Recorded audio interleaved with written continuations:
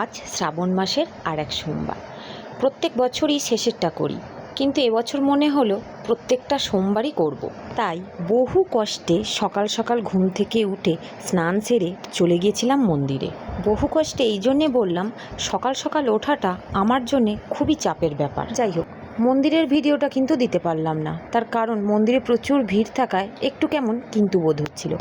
তাই সোজা বাড়ি ফিরে এসেই বাকি ভিডিওটা আপনাদের সাথে শেয়ার করলাম। বাড়ি ফিরেই যেটা আমার দৃষ্টি আকর্ষণ করলো সেটা আমার অগোছালো ঘরের অগোছালো কিছু জামা কাপড় অগোছালো হয়ে থাকলে মনটাও কেমন যেন অগোছালো হয়ে থাকে।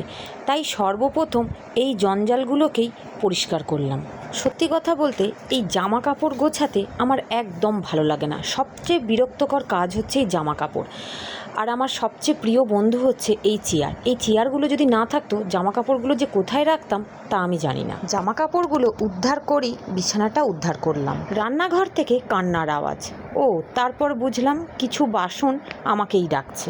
প্যাক চোখে রান্নাঘরের টেবিল আর ওভেনও আমার দিকে তাকিয়ে রয়েছে। টেবিল আর ওভেন উদ্ধার হয়ে যেতেই পিছন দিক থেকে ডাক পড়ল বেসিনে ফেলে রাখা কিছু বাসন।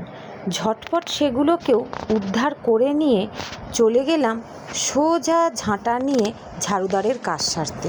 ঝাঁট দিতে দিতে মনে পড়ে গেল সেই সব দিন।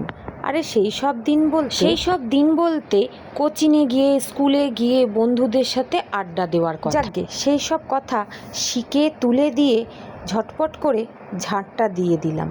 যাই হোক, আমি আবার গুছিয়ে ঠিকঠাক কথা বলতে পারি না, না সুন্দরভাবে ব্লগ বানাতে পারি। অনেক চেষ্টা করে ঘেমে গড়িয়ে হাঁপিয়ে চেষ্টা করার পর এই ছোট্ট করে একটা ব্লগ বানাতে বসে গেছি। হাতের কাজগুলো সব শেষ হয়ে যেতেই ফাঁকা সময়ে পেয়ে বসে গেছি একটু ল্যাপটপ নিয়ে কাজ করতে। কাজ বলতে এমন নয় যে এডিট করতে, এডিট আমার দ্বারা হয় না।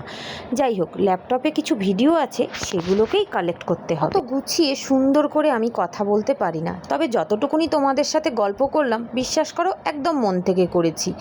আমি খুব একটা ব্লগ করি না, অনেক কষ্টে চিনতে ঘেমে আজ একটা ব্লগ করতে বসেছি। যাই হোক, অনেক কসরত করার পর ল্যাপটপটা খুলে বসে গেলাম ভিডিওগুলো কালেক্ট করতে।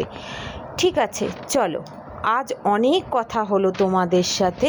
আবার কোনো একদিন ছোট্ট একটা ব্লগ নিয়ে চলে আসবো তোমাদের জ্বালাতে। টাটা।